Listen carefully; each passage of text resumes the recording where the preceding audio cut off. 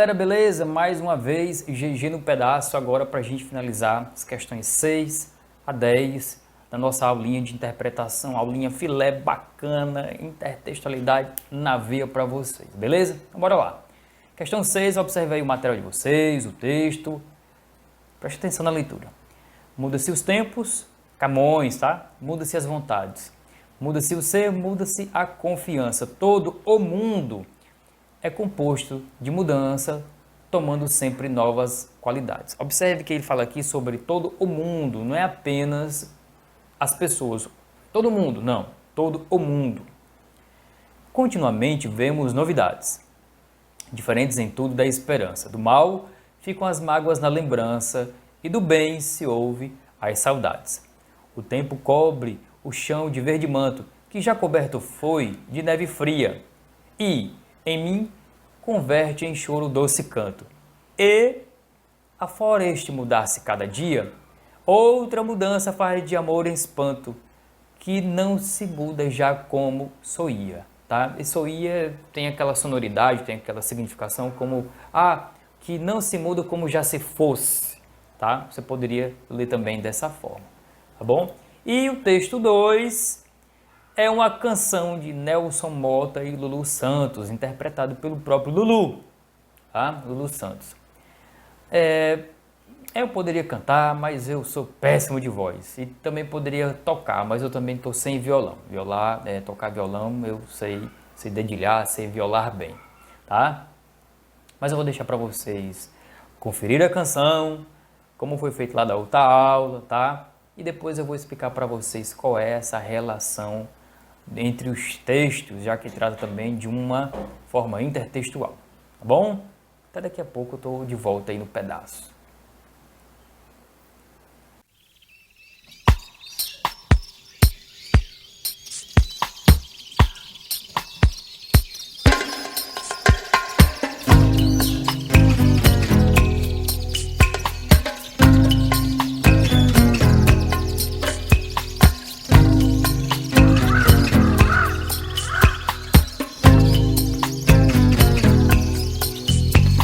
Nada do que foi será de novo do jeito que já foi um dia.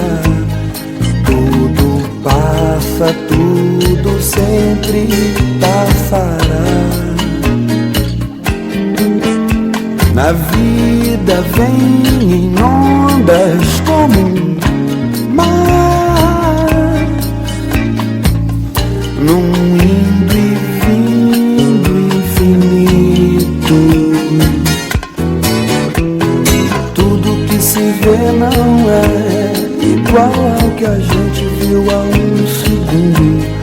Tudo muda o tempo todo no mundo.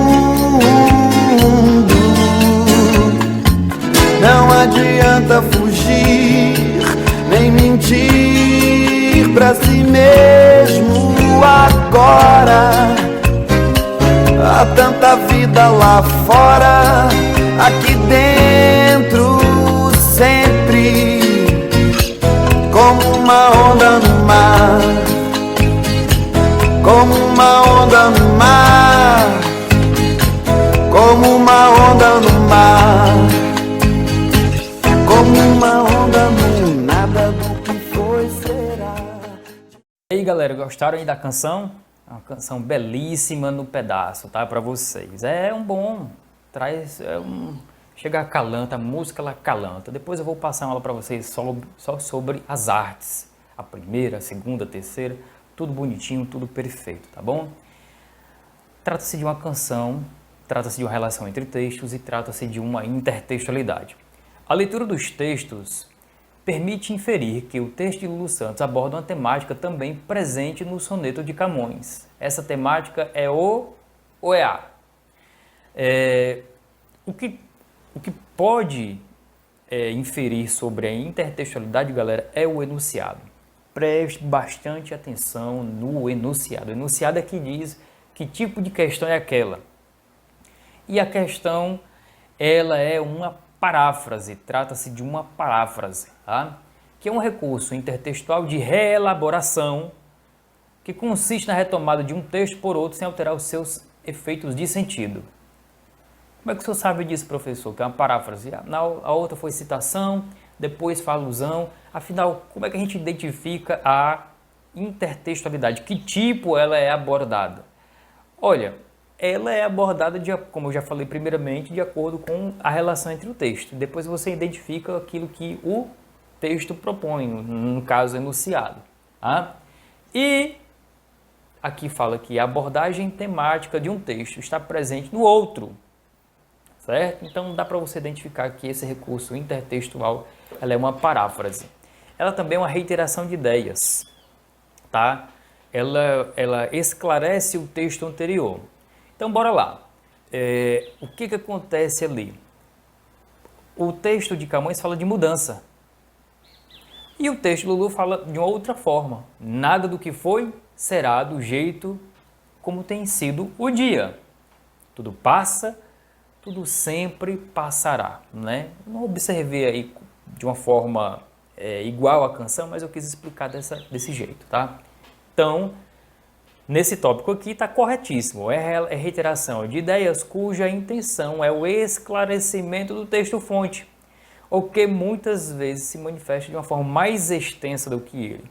Então pode ser que um texto, a paráfrase, possa vir até maior do que o texto que se refere, tá? E há um caráter explicativo, pedagógico, didático nas paráfrases, tá bom? Um outro exemplo aqui, que eu expliquei para vocês, isso em sala de aula. Ainda que eu falasse a língua dos homens e falasse a língua dos anjos, sem amor, nada seria. É só o amor que conhece o que é verdade, o amor é bom, não quer o mal, não sente inveja ou se envaidece. Essa canção é uma canção de Renato Russo, da banda Legião Urbana. A canção se chama Monte Castelo. Aí está a canção completa. Esse trecho ele faz a paráfrase da Bíblia. O amor é um fogo que arde sem se ver, ferida que dói não se sente, é um contentamento, o descontente é dor que desatina sem doer. Camões. Estou acordado e todos dormem, todos dormem, todos dormem. Ele está identificando aí que só ele ama daquele jeito, daquela forma. Agora vejo em parte, mas então faremos face a face, é só o amor que conhece que é verdade, o amor é bom, não quer o mal, não sente inveja ou se envaidece. Ele retoma mais uma vez a Bíblia. Entenderam? Então a relação parafraseal, intertextual através de paráfrase, ela pode até acrescentar e ela traz uma explicação sobre um assunto anteriormente mencionado. Show de bola! Tá? Tem como você identificar logo de cara qual seria essa característica do amor presente. Diante disso, a leitura dos textos permite inferir que o texto de Lulu Santos aborda uma temática também presente no soneto de Camões. Essa temática é o desconcerto do mundo ao tratar das injustiças sociais. Olha, eu posso até dizer que é uma temática de Camões, mas não é a temática de Lulu Santos da canção mencionada. Tá? O desconcerto do mundo faz parte de Camões, mas ele está no momento da redondilha antiga, das décimas, não tem nada a ver.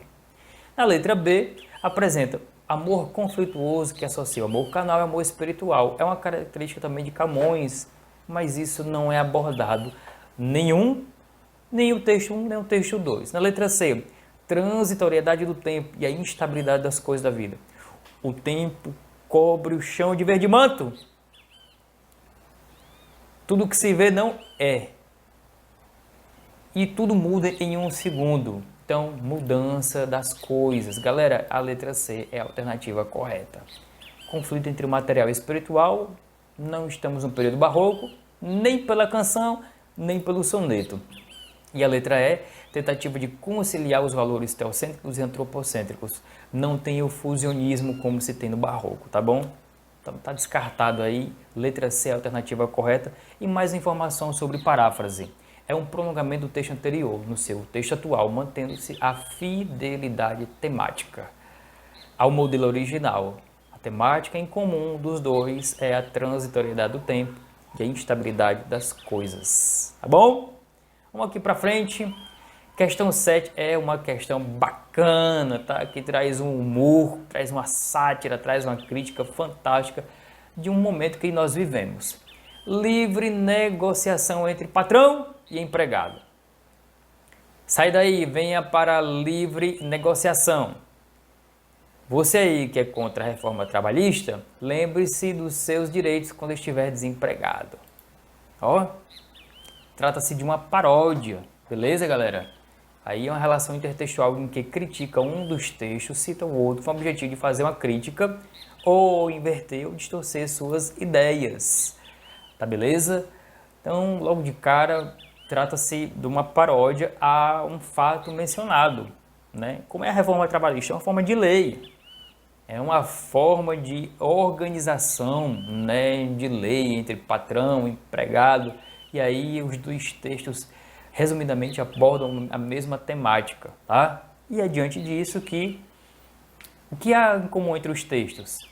Apresentam um ponto de vista sobre a mesma temática, a reforma trabalhista. E as duas fazem uma paródia daquilo, tá bom?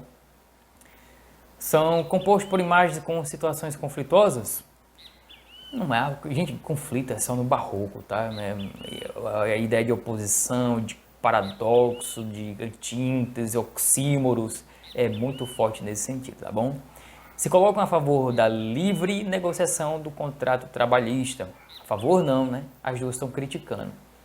Refletem sobre a relação desigual entre empregador e funcionário. Defendem a ideia de que os trabalhadores lutem pelos seus direitos? De forma alguma, né? Então, a letra A corresponde ao nosso momento, tá bom? Vamos aqui para começa a série de textões para vocês, tá? Um filme de Alfonso Cuarón, Roma, tá? É um filme belíssimo que todos merecem assistir. Mas vem aí uma pancada de texto, tá? Eu vou aqui sair de cena, porque é texto por cima de texto agora. Para você que tá ligado, eu vou aproveitar aqui e tomar uma aguinha. Ao som de um bem-te-vi. Eles me adoram aqui. Pois bem, esses textos, galera, são muito comuns para você interpretar, tanto no caminho, no âmbito de provas tradicionais, quanto também de textos para compreensão através do texto longo, né? E aí eu tenho aí essas últimas 3 questões que tratam sobre textos relativamente grandes, tá? E ele traz uma forma, uma perspectiva para que você aprenda a ter o recurso do hábito da leitura. Caso contrário, você vai se perder totalmente. Mas mesmo assim, bora lá. O filme Roma está constantemente entre 2 caminhos.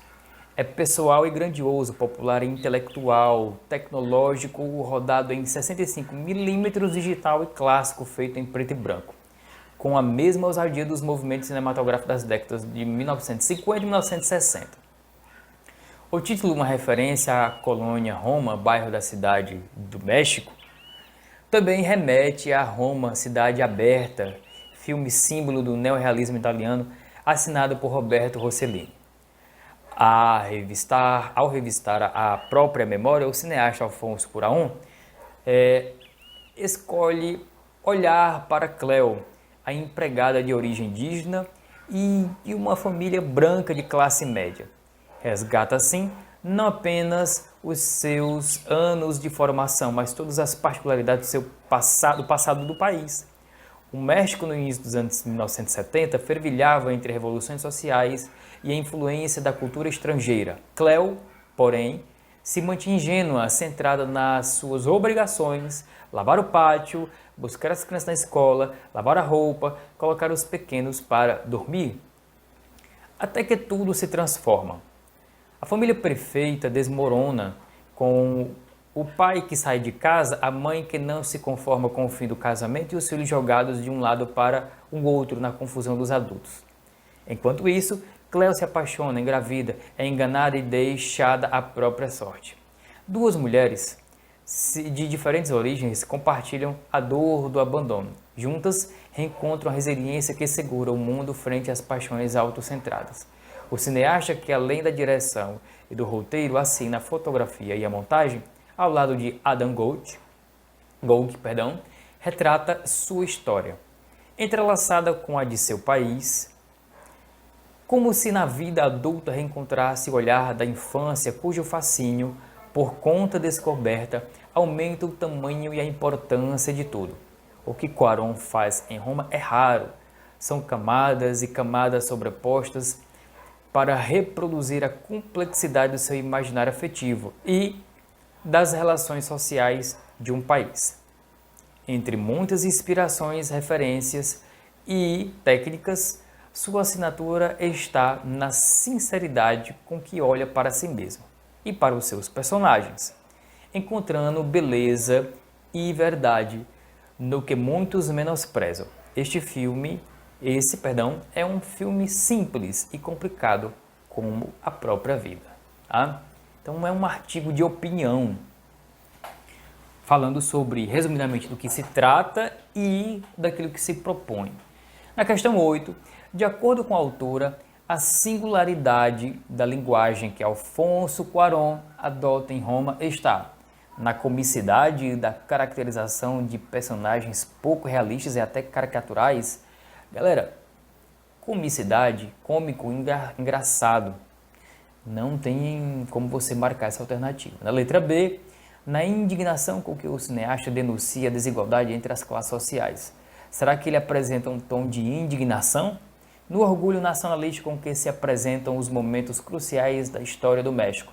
Será que ele está falando sobre orgulho nacional, patriotismo? Na sinceridade do relato, valorizando o que para muitos costuma passar despercebido, ele aborda o aspecto real? Letra E.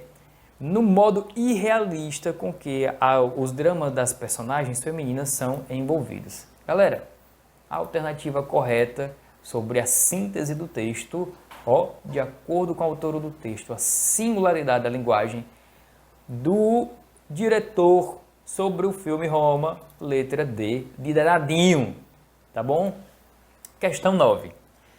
As informações rodadas em 65mm digital e feita em preto e branco, com a mesma ousadia dos movimentos cinematográficos da década de 1950 e 1960, fecha aspas. Destacadas contravenções no primeiro parágrafo ligam-se respectivamente aos vocábulos tecnológico e clássico, com o propósito de... Qual seria a ideia de rodar um filme com 65mm digital e em preto e branco? Seria na letra A mostrar que são sinônimos? Na letra B, ilustrar a que se referem? Na letra C, contestar seus sentidos? Letra D, apresentá-los como hipotéticos? Ou letra E, distorcer seus significados? Qual seria a ideia?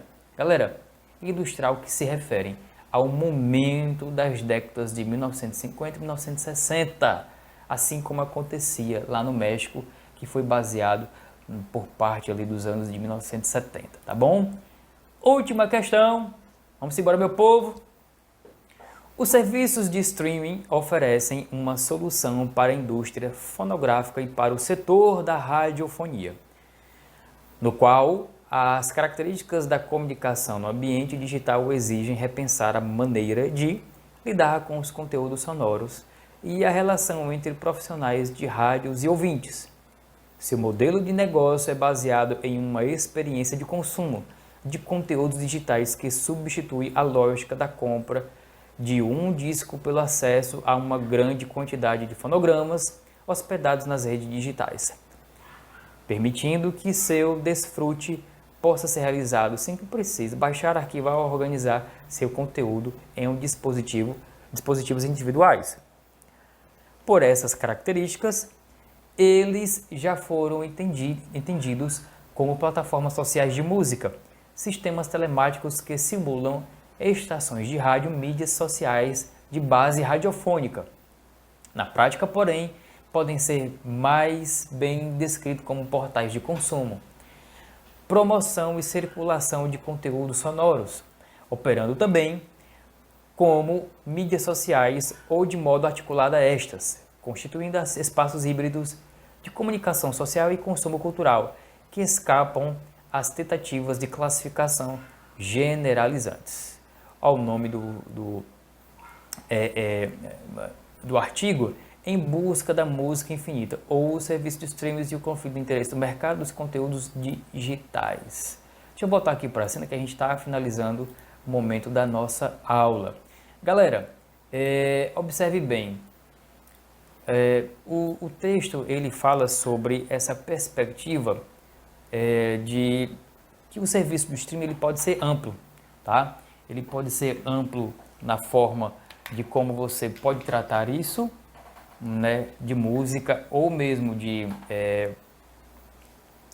pode ser podcast, pode ser rádio, ou seja, é uma abordagem bem diferenciada nesse sentido, né? Que a plataforma de streaming como o podcast, tem aí o Spotify, tem aí o Deezer, o Apple, o iTunes, né? Enfim, ou seja, e é uma briga de mercado de consumo.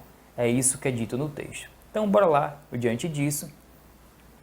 A definição de serviços de streaming apresentada no texto revela uma preocupação do autor em, na letra A, diferenciar esse tipo de serviço, demonstrando euforia quando a esse meio de consumo de música, né?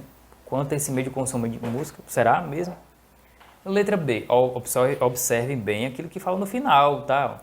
Na prática, porém, podem ser mais bem descritos como portais de consumo, promoção e circulação de conteúdos sonoros, operando também com mídias sociais, ou de modo articulado a estas, constituindo espaços híbridos de comunicação social e consumo cultural, que escapam às tentativas de classificação generalizantes, né?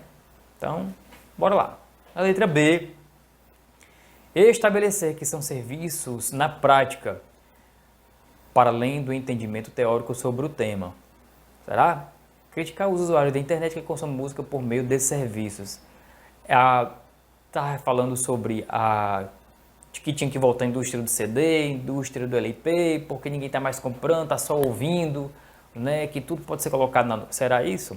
Na letra D, propor uma nova utilização para esse serviço na indústria musical. Ou letra E, partilhar experiências pessoais na utilização de serviços. Galera, a letra A está descartada, porque diz assim, a diferença de tipo de serviço, euforia, tá? Essa palavrinha euforia está descartada. Na letra B, estabelecer o que são esses serviços na prática, para além do entendimento teórico sobre o tema, que pode ser plataforma de streaming áudio, sobre mídia social, sobre cultura, entretenimento, tudo isso. Aliás, tudo se desbancou com o advento agora das plataformas de streaming áudio, né? Principalmente com o podcast, tá? As outras alternativas estão descartadas. Criticar os usuários da internet que consomem música por meio desse serviço. Observe que lá no texto fala sobre formas híbridas, tá bom? Na letra D, propõe a nova utilização para esse serviço na indústria musical. Mas o texto diz que isso é livre, tá? E é uma forma de escapar pela quantidade de visualizações, ter também uma quantidade de aporte financeiro para que isso vá até o Brasil, até o país, até o mundo. E letra E, partilhar experiências pessoais na utilização desse serviço. Não se fala sobre isso no texto, né? Porque está se falando sobre a definição do streaming áudio, tá bom? Então está descartado essas questões, essas alternativas. Galera, espero que vocês tenham compreendido a aula, tá? Muito obrigado pela atenção, fiquem em casa, se cuidem da saúde, cuidem de vocês. Até a nossa próxima oportunidade, até a nossa aula show. Valeu!